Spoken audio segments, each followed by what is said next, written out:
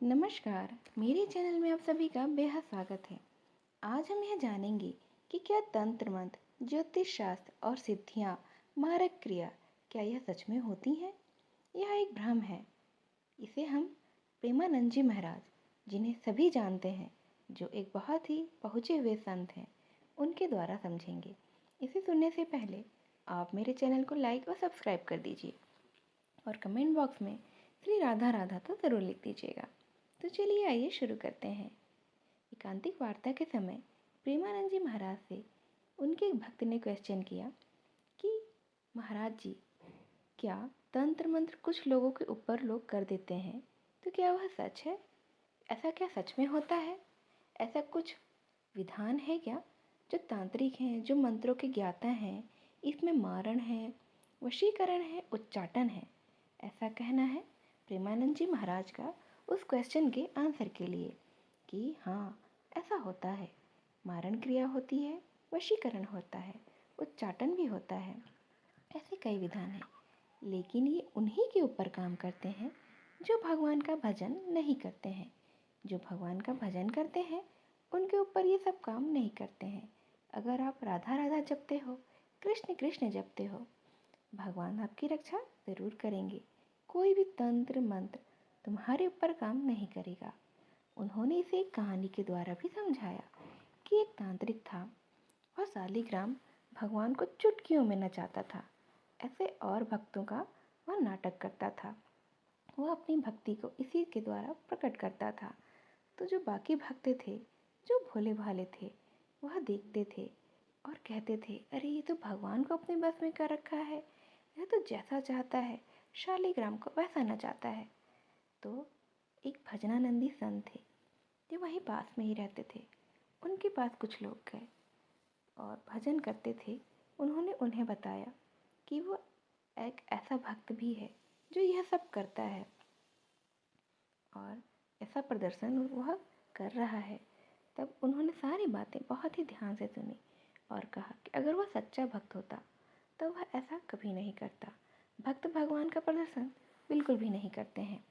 वह आराधना की वस्तु है, तो फिर उन्हें क्या इस तरह से प्रदर्शन करना चाहिए?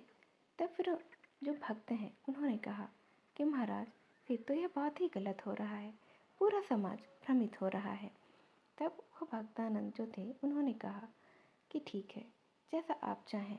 अगर आप चाहते हैं कि हम चल लें तो हम ज़रूर जाएंगे।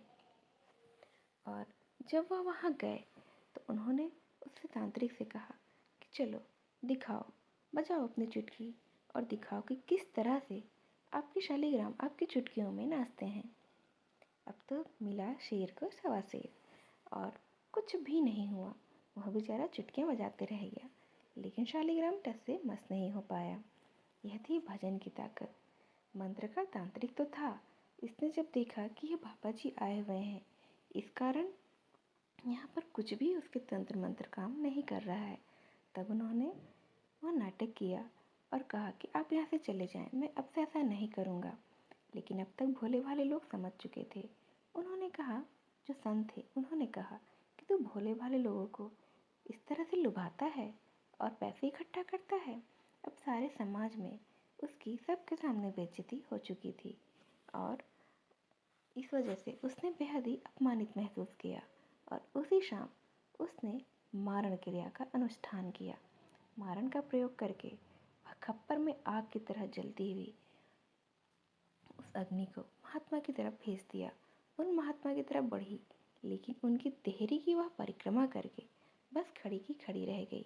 वह आगे नहीं बढ़ी। क्यों? क्योंकि वह भजनानंद थे। वह भजन कर रहे थे। शास्त्रीय भाषा में कृत्य मारण ऐसे नामों से उच्चारण किया जाता है। तो उन महात्मा ने कहा कि मैं कोई दोषी हूँ क्या? सब में भगवान वास करते हैं। तू भी भगवत स्वरूप है। उसी के द्वारा प्रकट की हुई कृत्या को उसी को जाकर पटक दिया और वही तांत्रिक उल्टी करने लगा, वह भी खून की। तब उसके शिष्यों ने आकर महाराज जी के पैर पकड़े और कहा कि हम मर जाएंगे, आप कृपा करिए, बस हमारे साथ चलिए। और वह राम राम राम राम राम कहते हुए आगे बढ़े। तब तक सब कुछ खत्म हो गया था और वह संत वहाँ से अंतर ध्यान हो चुके थे।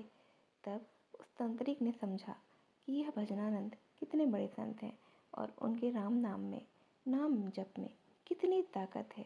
उसने काम अपना पकड़ा और सारे शिष्यों के साथ वह अब बहुत ही ईमानदारी के साथ भजन करने लगा था। तंत्र होता है, मंत्रों में भी बेहद ताकत होती है। मारण, वशीकरण, उच्चाटन ये सब होते हैं, लेकिन ये उन्हीं के ऊपर होते हैं जो भगवान का नाम जप नहीं करते हैं। अगर आप नाम जप कर रहे हो तो आपके ऊपर किसी भी तरह की मारण, वशीकरण, उच्चाटन यह कुछ भी असर नहीं करेगा। भगवान के नाम में अपार सामर्थ्य है। राक्षस भी तो, जो राक्षस होते थे बड़े ही मायावी होते थे, लेकिन राम राम जपने वाले विभीषण के ऊपर कौन सी माया हुई थी? श्री हनुमान जी के ऊपर कौन सी माया थी? उन्होंने क्या कभी इन राक्षसों ने कुछ किया था उनके ऊपर? नहीं ना।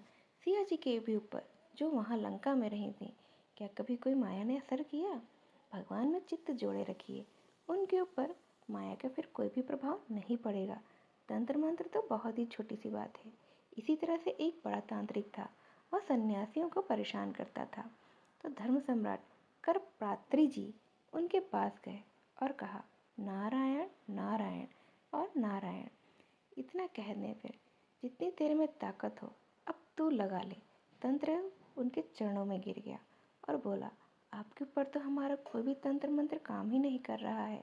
जहाँ नारायण नाम है, राम नाम है, कृष्ण नाम है, राधा नाम है, हरि नाम है, जहाँ पाप करने वाले लोग हैं उन्हीं के ऊपर तो हमारा प्रभाव पड़ता है, लेकिन इन नाम जप करने वालों के ऊपर तो ये प्रभाव ही नहीं कर रहा है। और तंत्र ने अपनी सारी शक्तियाँ फिर से लगाई, लेकिन तब तक वह परेशान हो चुका था। तुम्हारे ऊपर मारण किया लगा दिया जाए तो 10 दिन में तुम मर जाओगे।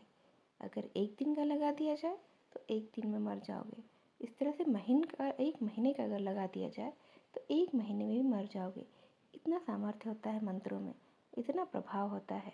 पर वह तभी काम करता है जब करने वाला इसका अनुष्ठान बहुत ही अच्छे से करे, बिल्कुल विधि विधान से करें, तभी तो आपके ऊपर इसका प्रभाव पड़ेगा। महाराज जी ने कहा था। प्रेमानंद जी महाराज आगे कहते हैं कि जिनके ऊपर ऐसा हो गया है, उनके परिवार वालों को लगता है कि इसके ऊपर तो तंत्र मंत्र हो चुका है, अब वह क्या करें। तो उन्हें भगवान नाम का कीर्तन करना चाहिए। अपने घर में कीर्तन करवाएं, दिन रात भगवान का नाम लें। जिसके ऊपर यह क्रिया हो चुकी है उसके सामने लें, उसके कानों में भगवान का नाम जाना चाहिए। भगवान की कथा कहें, भगवान का नाम जप करें और देखें कि सब कुछ भगवान की कृपा से धीरे धीरे ठीक हो जाएगा। और अलग से संकल्प करना पड़ेगा कि ऐसा ही हो जाए, और संकल्प के साथ आप ऐसा करिए तो जितनी अधिक मारण क्रिया है वह ठीक होने लगेगी। ऐसा 1 घंटे का नाम कीर्तन भी आप करवा सकते हैं। भगवान की कथा, भगवान शालिग्राम विराजमान करें, घर में नाम कीर्तन करें और नाम संकीर्तन सर्व पाप प्रक्षालन। 1 घंटा नाम कीर्तन करेंगे तो भी आपका कोई अमंगल नहीं कर पाएगा। तभी उस एकांतिक वार्तालाप के समय बीच में बैठे एक भक्त ने कहा कि हमारे एक पहचान वाले के ऊपर इसी तरह से मारण क्रिया कर दी गई थी, लेकिन जब उनके सामने राम नाम जप किया जाए तो वह सुनते ही नहीं हैं, बहुत ही व्याकुल हो उठते हैं और वहाँ से चिल्ला चोट करते हुए, मारपीट करते हुए जाना चाहते हैं। तब प्रेमानंद जी महाराज ने कहा कि हाँ, ये उन मंत्रों के प्रभाव के कारण ही होता है। वह सुनना ही नहीं चाहेगा क्योंकि उसके ऊपर तो क्रिया हो चुकी है, तंत्र मंत्र काम कर रहा है। लेकिन यही तो उसकी दुर्गति है। इस दुर्गति को ही तो आपको ठीक करना है। उन्हें किसी भी तरह से, चाहे ज़बरदस्ती बैठा दें, चाहे हाथ पांव बांध कर बैठा दें, लेकिन उन्हें बैठाएं और उन्हें राम नाम, राधा नाम, जो भी नाम वो सुनना चाहें या आप करना चाहें वह उन्हें सुनाएं। कम से कम 1 घंटा तो ज़रूर करें और फिर धीरे धीरे बढ़ाते जाएं। इस तरह से जो भी भूत प्रेत है या जो भी वशीकरण, उच्चाटन या मारण क्रिया जो उसके ऊपर हुई है वह अपने आप धीरे धीरे कम हो जाएगी। अब झाड़ना फूकना तो हमें आता नहीं है, जो हम आपको बता दें कि इस तरह से करें, लेकिन यह सब क्रिया हम मानते हैं, हम दिल से मानते हैं कि हमारे ठाकुर जी, हमारी राधा रानी इसको ज़रूर करेंगी और धीरे धीरे यह सब चीज़ अपने आप ठीक होता चला जाएगा। ये सब क्रियाएं जो अपवित्र आत्माएं होती हैं उनके द्वारा ही की जाती हैं, और वह जो भजनानंद नहीं होते हैं उनके ऊपर ही ये बहुत ही असर करती हैं। हम तो गंगा किनारे रहे हैं, 20 साल रहे हैं, सब तरह से शमशान में भी घूमे हैं और एकदम अकेले में सुनसान में भी रहे हैं। पिशाच भी निकट नहीं आ पाए हैं।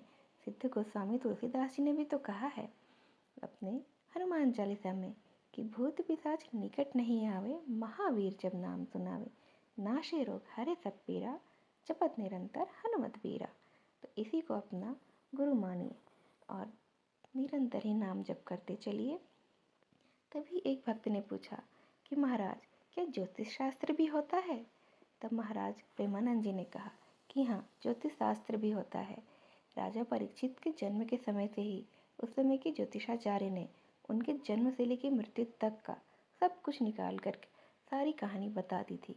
उन्होंने पहले ही बता दिया था कि तक्षक नाम का सांप उन्हें काटेगा और किस तरह से उनकी मृत्यु होगी। यह तो शास्त्र है, लेकिन इस शास्त्र का ज्ञान भी तो सही तरीके से होना चाहिए। आजकल तो हर कोई थोड़ा बहुत कुछ जानता है और फिर उसे बड़े रूप में बताने लगता है और पैसा कमाने की सोचता है, लेकिन ये ऐसा नहीं है। ज्योतिष शास्त्र जरूर है, लेकिन उसका उसी तरह से ज्ञाता होना भी बेहद ज़रूरी है, जो आपको सही सही एकदम सटीक रूप से बता सके। तो आप यह मान के चलिए कि यह सब होता है, लेकिन इसके जानकार अब बहुत ही कम देखने को मिलते हैं और जो जानते हैं वह इस तरह से आपके सामने कभी नहीं आएंगे। ज्योतिष शास्त्र तो इस कदर है कि अगर आपकी भैंस भी गुम गई है तो वह विचार करके आपको बता देगा कि आपके गांव के दक्षिण कोने में 3 घर के बाद इस घर में, इस रंग के घर में वह गाय या भैंस बंधी हुई है, जाइए और उसे खोल लाइए। लेकिन अब तो इसका गलत उपयोग किया जा रहा है, इसलिए आप हर किसी पे भरोसा नहीं कर सकते हैं। यह तो ज्ञान की बातें हैं। जो जितना ज्ञानी होता है, जितना सिद्ध पुरुष होता है, वह इसे उतना ही छुपा कर रखता है। वह इसका इस कदर से प्रदर्शन नहीं करता है, सिर्फ चंद रुपयों के लिए तो बिल्कुल भी नहीं करता है। तो इस तरह से यह वीडियो थी जिससे आपको पता चलता है कि तंत्र मंत्र ज्योतिष शास्त्र सिद्धियाँ उच्चाटन और मारण क्रियाएं तो होती हैं, यह आज भी होती आई हैं, लेकिन इसका बचने का सिर्फ एक ही तरीका है, आपको नाम जप करना है, भगवत प्राप्ति की ओर आगे बढ़ना है। जितना अधिक हो सके आप नाम जप करिए और इस तरह से आप आगे बढ़ते रहिए।